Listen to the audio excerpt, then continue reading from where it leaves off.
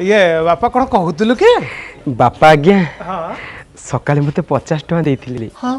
कहिथिले मिसी दीदी टिके नांडी बगुली पकेई पीबू हाँ पेट ठंडा रहइबो सेटा को 25 टଙ୍କା पीथिली हाँ हाँ आउ आ 20 टଙ୍କା बळिची रखिता कौन खर्च बार्च कर रखिता नाई बापा मोर पैसा कोन हबो जे आपन पता सकाल मते दिथन देखा पैसा दउसनी 100 100 200 खर्च करिया को मोर हबो पैसा कोन हबो ई पैसा रखंते बापा बापा मते जदि आज्ञा देबे मु भीतर को जाई था जा जा जा जा